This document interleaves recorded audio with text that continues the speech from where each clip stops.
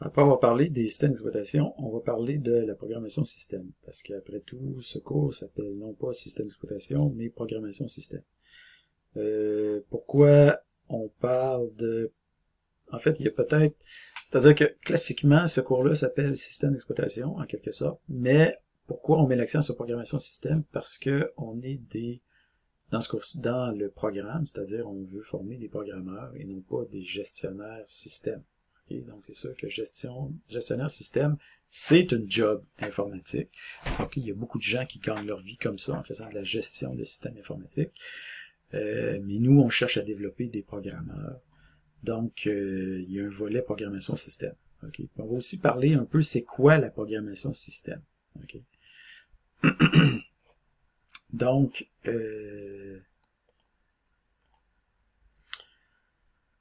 classiquement, la programmation système, c'est la programmation des systèmes d'exploitation et du firmware. Donc, la programmation qui doit prendre en compte les aspects matériels. Okay. Donc, le firmware, c'est quoi? Donc, le firmware, c'est le logiciel qui réside directement dans la mémoire ROM d'un appareil électronique, okay, comme par exemple une montre, un routeur, une imprimante, ou alors le BIOS de votre ordinateur. Donc, c'est le logiciel qui vient directement avec la machine. Okay. Donc, une auto, par exemple, a aussi un firmware. Donc, tout ce qui n'a pas besoin d'être installé, en fait, là, sur la machine. Okay. Donc, le firmware vient directement avec l'équipement. Donc, par opposition à ça, on peut définir la programmation applicative. Donc, la programmation système est généralement, on peut généralement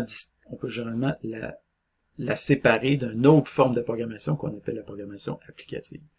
Donc, la programmation applicative cherche à programmer des applications informatiques qui vont être utilisées directement par les utilisateurs finaux, okay? Comme monsieur, madame, tout le monde. Okay? Donc, ces utilisateurs finaux qui ne sont ni des programmeurs, ni des gestionnaires réseau, ni des gestionnaires de parc informatique, donc pas des spécialistes des ordinateurs. Okay? Par exemple, des jeux, des logiciels de gestion, par exemple toute la suite Office, des logiciels de communication de haut niveau comme Skype, Zoom, Teams, des pages, des applications web, toutes les apps qu'on trouve sur Android, iOS ou Windows, etc. Tout ça, c'est de la programmation applicative. Donc, en réalité, la plupart des programmes qui sont créés, c'est des programmes applicatifs. Okay? Et certains programmes sont des programmes de programmation système. Okay? Mais la plupart des gens créent des applications. Et nous, ce qu'on cherche surtout à montrer au cégep, c'est à créer des applications. Donc, au sens large, on peut dire que la programmation système, okay, donc au sens restreint, la programmation système, c'est la programmation des systèmes d'exploitation et du firmware. Au sens large, la programmation système, c'est la programmation de tout ce qui n'est pas nécessairement applicatif ou des fois aussi ce qui est dans certaines applications, programmation applicative, vous allez avoir un petit volet qui est d'application, qui est un volet système en quelque sorte. Donc, toute la programmation système au sens large, c'est tout ce qui concerne, par exemple, la programmation du firmware, des systèmes d'exploitation, de leurs composants, des outils de gestion, d'extension du système d'exploitation, comme par exemple des antivirus, des outils d'archivage, des tâches de gestion du système d'exploitation comme des scripts, la communication de bas niveau comme TCP/IP, des compilateurs, les interpréteurs, les outils de développement, les machines virtuelles, les gestionnaires de machines virtuelles. Donc ça fait toute partie de la programmation système hardcore. Okay? Bien que ce ne soit pas directement la programmation de système d'exploitation ou de firmware. Donc, le dénominateur commun là-dedans, c'est que toujours dans la programmation système en général, ça demande une certaine compréhension bas niveau de ce qui se passe sur la machine. Donc, une compréhension du fonctionnement puis de l'architecture du système d'exploitation puis du matériel sous-jacent. Donc, dans ce cours-ci, en fait, on va s'intéresser à plusieurs aspects qui touchent la programmation système au sens large, notamment l'utilisation de la ligne de commande, l'automatisation des tâches avec des scripts, l'interaction avec le système d'exploitation à partir de nos programmes, le découpage et le fonctionnement à bas niveau du code informatique, l'architecture des systèmes d'exploitation et des ordinateurs, l'allocation de mémoire et la représentation des données, le système de fichiers, l'interaction entre les programmes, la concurrence et la sécurité des applications. Est-ce qu'on va développer notre propre système d'exploitation ou notre propre driver ou firmware ou compilateur? Malheureusement, avec tout ce qu'il y a déjà à voir dans ce cours-ci, avant d'en arriver là, ça serait virtuellement impossible.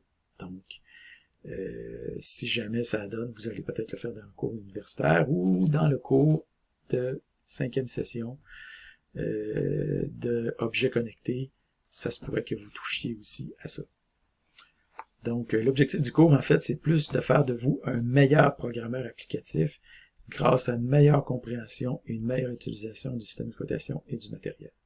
Okay? Donc, ça ici, c'est ça qui est important. L'objectif du cours, en réalité, c'est de faire de vous un meilleur programmeur ou une meilleure programmeur applicatif grâce à une meilleure compréhension et une meilleure utilisation du système d'exploitation et de son matériel. Donc, il y a aussi certaines décisions qui doivent être faites par rapport au langage de programmation. Donc, classiquement, les langages qui sont utilisés pour faire la programmation système hardcore, c'est l'assembleur, le langage C, et dans une moindre mesure, le langage C++. D'un autre côté, pour faire de l'automatisation des tâches de gestion dans un système d'exploitation, en général, vous allez utiliser des langages de script comme le Perl, le Python, le PowerShell, le Bash, le CMD, etc. Okay. Bon. Nous autres, dans ce cours-ci, ce qu'on va surtout faire, ça va être du Bash puis du Python, avec possiblement un peu de C d'assembleur, ça va dépendre si le temps nous le permet. Alors voilà.